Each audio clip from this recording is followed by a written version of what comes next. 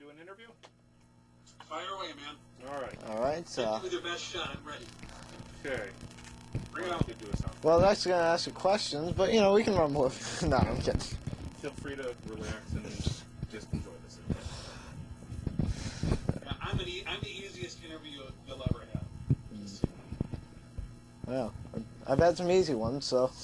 Okay, go ahead. So the challenge is on. All right. 5, 4. Hi, I'm here with Kevin Murphy. You're probably best well known for Mystery Science Theater 3000 playing the role of Tom Servo. Do you have any fond memories that you'd like to share with us? Oh, man, I have so many. I mean, I spent over 10 years working on the show, so I collected a whole pouch full of memories that weighs about 30 pounds. So, yeah, and to isolate one, it's really kind of hard. I remember we used to go out to, just to give you an example of the fun things, we used to go out to Los Angeles, and most of us were like Midwesterners, so we go out for awards shows because we get nominated for these awards that we didn't really care about. And we'd leave in the middle of the award ceremonies and go to a bar or a restaurant or something because they just got so boring and tedious, and you're sitting there in a tuxedo and sweating, and it's just no fun. And I know it's supposed to be a great honor to sit there in a tuxedo and sweat, but it wasn't to us. And we, to the very last one, decided one year, instead of going to the ACE Awards. Now, the ACE Awards are like the slums of award shows. They're for cable television, so they don't even have them anymore. Jon Stewart never got an ACE Award. But one year, instead of going to the ACE Awards, the whole group of us went to Jamaica instead. It was much better. And as a matter of fact, no, only Frank, TV's Frank, you remember TV's Frank, you guys? Oh, yes. Oh, yeah. Yeah. TV's Frank was the one guy who went to the ACE Awards, and that was the year of the big Los Angeles earthquake. Ooh. Yeah, so we missed that. We were in Jamaica. It was much better. And that's a great memory because the thing that I loved the most about the show was the friendships that I made. And I got to hang out with the funniest people I've ever met for 10 years. So that's a pretty cool job. Well, yeah, you know. And, you know, it's great to sort of have memories like that, you know, just getting away for a while and, you know, and still being honored and such. And, you know, because that sort of recognition does really help you guys, you know. But, you know, it's nice to sort of get away from it all for a while. So, the show is famous for mocking bad films that are relatively obscure. Where do you find these?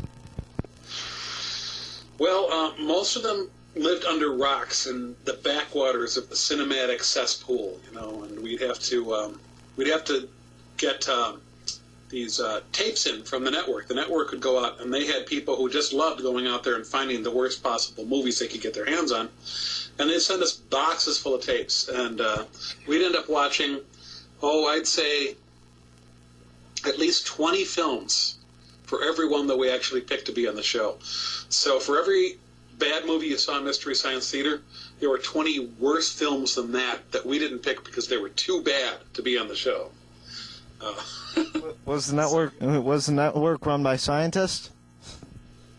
Yeah, it felt like that. It felt like lab work sometimes. As a matter of fact, sometimes I felt like a test subject in a lab sometimes. But, so the bots on Mystery Science Theater, you know, you obviously know this, you know, were basically made from, like, everyday homemade material. Yep.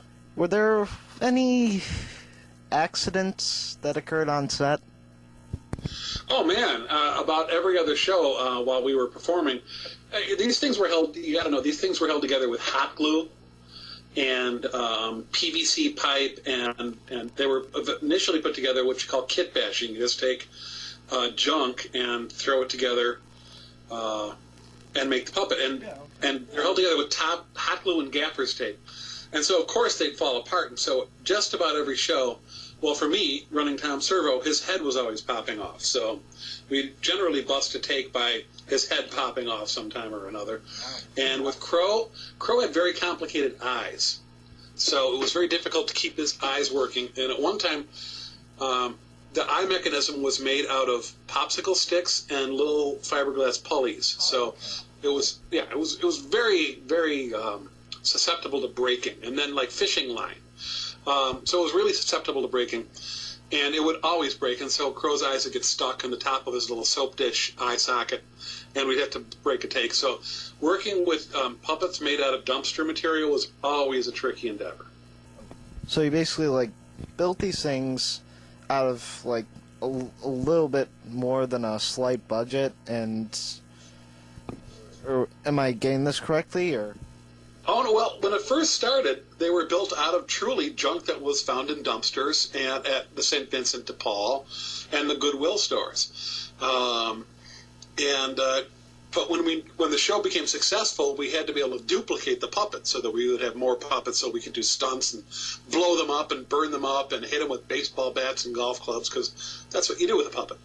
So we had to make several versions, and so we started casting pieces of these original pieces of junk. And so actually as we went along, the puppets became much more expensive to make because we had to duplicate these pieces out of we had to fabricate them, like you fabricate a motorcycle or a dragster or something. So it became more expensive as we went along. But the originals are still around. They're actually in a vault, and they're still made out of the junk that was found at the St. Vincent and the Goodwills originally. We should do that. It's easy to do, and it's a lot of fun. Trace and Joel were the ones who really put this together. And they'd go dumpster diving. They'd actually go around to these industrial areas in Minneapolis and hang out at these manufacturers and go through their dumpsters. And then they go to Goodwill in St. Vincent, and they pick up all this junk, and then they use PVC pipe, that you use for electrical these days and for water. You can find it at the hardware store, and it's really cheap. And that, and hot glue and gaffer tape. And you can make amazing things with that amount of material. Send me the manual. I am so doing that.